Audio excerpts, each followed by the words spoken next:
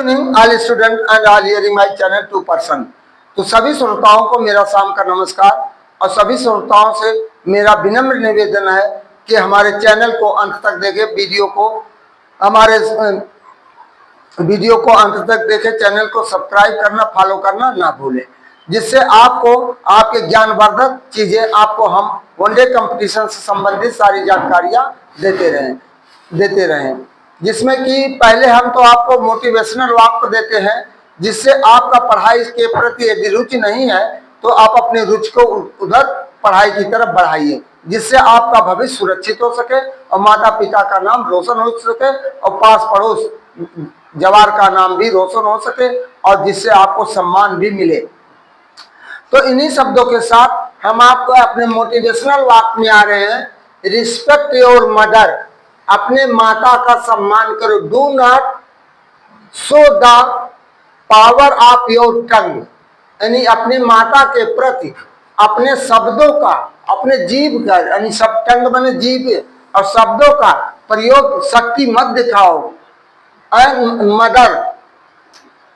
Mother remember, याद करो, she taught you how to speak, याद करो उसने तुम्हें बोलना सिखलाया है, चलना सिखलाया है, उठना बैठना सिखलाया है। शुरू से लेकर के अंत तक कितना परिश्रम आपके प्रति उसने उठाई है वही एक माँ ही जान सकती है। 9 महीने गर्भ में लेकर के इसके बाद 3 साल तक आपका किस तरह उसने सेवा किया है वही जानती है।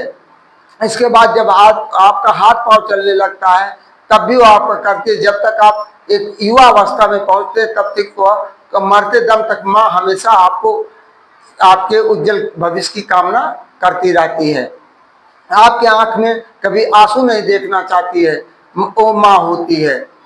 तो इस तरह हमारा दूसरा है मोटिवेशनल वाक्य, people may try to destroy your image, लोग आपकी प्रतिमाओं को नष्ट करना चाहते हैं। एंड स्टेन योर पर्सनालिटी, और आपके व्यक्तित्व को, but they can not take away your good deeds, लेकिन तुम्हारे अच्छे कार्यों को वो दूर नहीं कर सकते, उसको कोई मिटा नहीं सकता है। No matter how they describe you, you will still be admired by those who truly know you, तुम हमेशा प्रशंसा के पात्र होगे जो तुम्हें आपको अच्छी सही रूप से जानते हैं। जैसे आज पंडित जवाहरलाल नेहरू हुए, सरदार भगत सिंह हुई, श्रीमती इंदिरा गांधी हुई, सरदार वल्लभ भाई पटेल हुए, मौलाना अब्दुल कलाम आजाद हुए, APJ अब्दुल कलाम हैं पूर्व राष्ट्रपति, और हमारे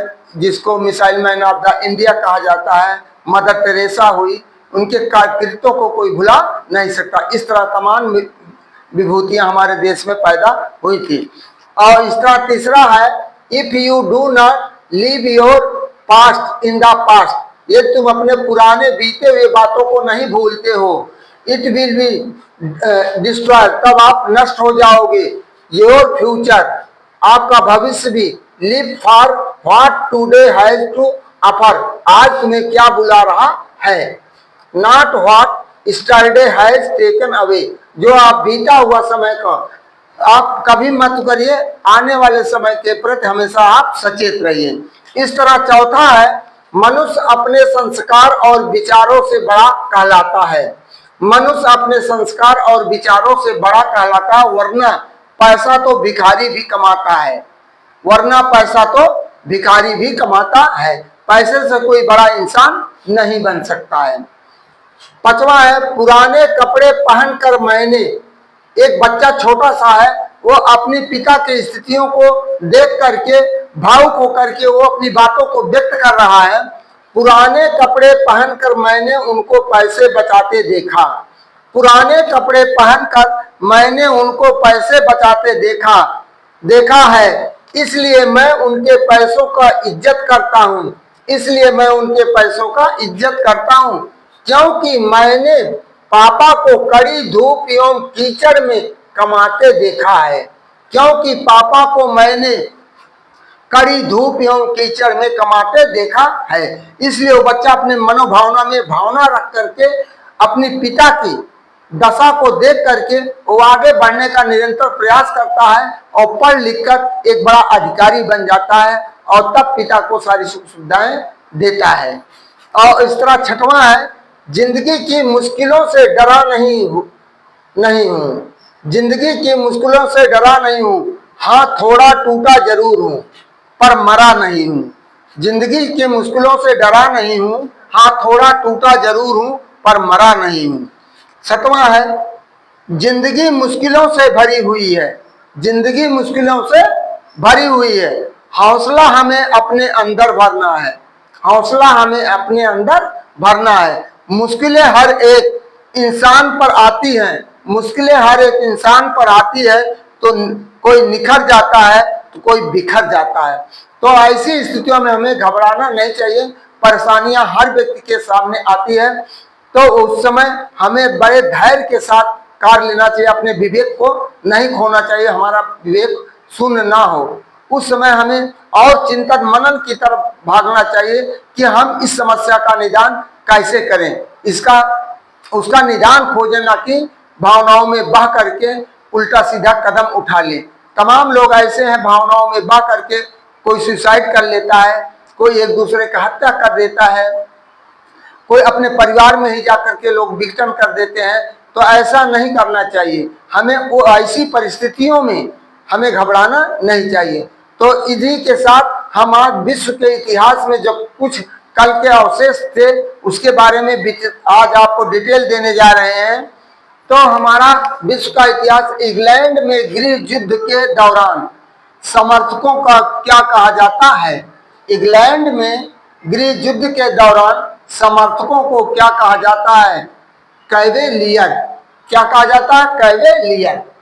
दूसरा है, इंग्लैंड में गृह युद्ध के बाद वहां के शासक चार्ल्स प्रथम को किस प्रकार की सजा दी गई थी? फांसी की सजा दी गई थी। चार्ल्स प्रथम को वहां फांसी की सजा दी गई थी। तीसरा है, चार्ल्स प्रथम को फांसी कब दी गई थी? 1649 ईस्वी में दी गई थी, 1649। चौथा, इंग्लैंड में रक्त विहीन क्रांति हुई, उस समय इंग्लैंड का शासक कौन था? जेम्स द्वितीय था। उस समय इंग्लैंड का शासक जेम्स द्वितीय था। पांचवा है, जेम्स द्वितीय किस धर्म का अनुयायी था? कैथोलिक धर्म का। किस धर्म का? कैथोलिक धर्म का अनुयायी था। छठा है, कोर्ट ऑफ हाई कमान की स्थापना किसने की थी? जेम्स द्वितीय ने की थी। सातवां है, औद्योगिक क्रांति की दौड़ में इंग्लैंड का प्रतिद्वंदी राष्ट्र कौन था? जर्मनी था। कौन था? जर्मनी था। आठवां है, चीन और भारत के मध्य पंचशील सिद्धांतों पर हस्ताक्षर कब हुआ? 1954 में। उस समय देश के प्रधानमंत्री पंडित जवाहरलाल नेहरू थे, भारत के प्रधानमंत्री पंडित जवाहरलाल नेहरू थे और चीन के प्रधानमंत्री चाउ इन लाई थे। दोनों देशों के बीच में यह समझौता पंचशील पर हुआ था 1954 में। और नौवां है, ट्राफल्गर का युद्ध किस देश के मध्य हुआ था? नेपोलियन और इंग्लैंड के बीच में हुआ था।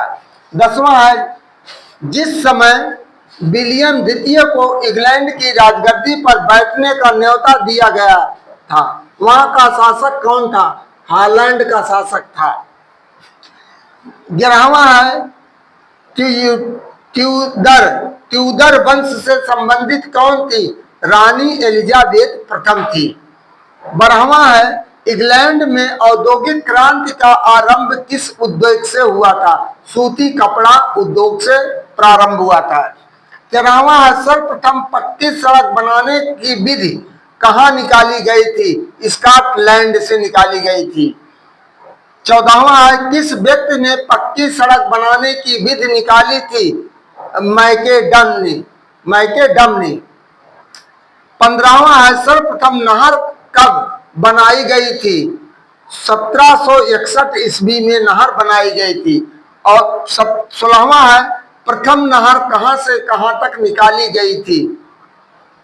या मैनचेस्टर से वर्सले तक, मैनचेस्टर से वर्सले तक। 17वां है, किस इंजीनियर द्वारा प्रथम नहर निकाला गया था? बिडले द्वारा, बिडले द्वारा।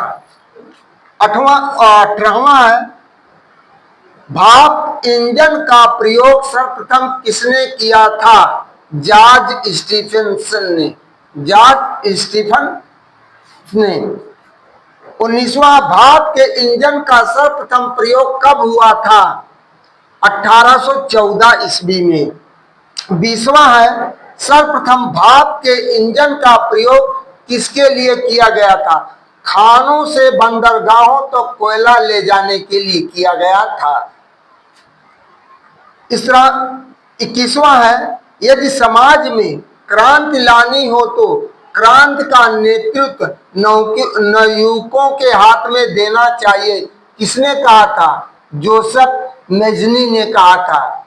जब क्रांति लानी हो तो नवयुवकों के हाथ में देना चाहिए, ये जोसेफ मेजनी ने कहा था। 22वां है, वैज्ञानिक समाजवाद का जनक, वैज्ञानिक समाजवाद का जनक किसे कहा जाता है? कार्ल मार्क्स को कहा जाता है। 23वां है, कम्युनिस्ट मैनिफेस्टो पुस्तक किसने लिखा था? कार्ल मार्क्स ने लिखा था। 24वां है, नेपोलियन फ्रांस का राजा कब बना था? 1804 ईस्वी में बना था। 25वां है, नेपोलियन के पिता का क्या नाम था?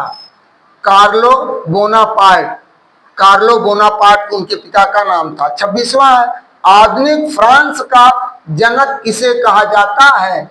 चार्ल्स डे गाल को, चार्ल्स डे गाल को।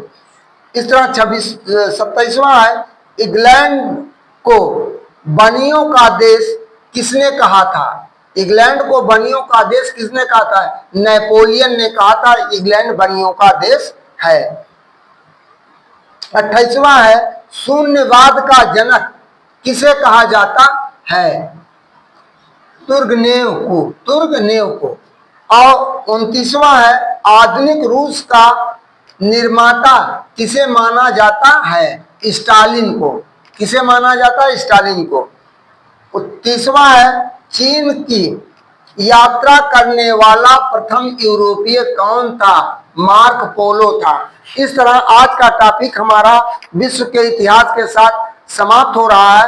अब आप लोगों से हमारा विनम्र निवेदन है कि चैनल को ज्यादा से ज्यादा सब्सक्राइब करिए, वीडियो को लाइक करें और फॉलो करना ना भूलें, और वीडियो को अंत तक जरूर देखें जिससे आपका फ्यूचर संभल सके। वनडे कंपटीशन से सारी जानकारियां होती रहे। जैसे अभी पेट आने वाला, पेट की परीक्षा होने वाली है, तो मेरा आप लोगों से अनुरोध है कि ये चैनल को देखते रहेंगे तो आपका निश्चित है इसमें सफलता मिलेगी।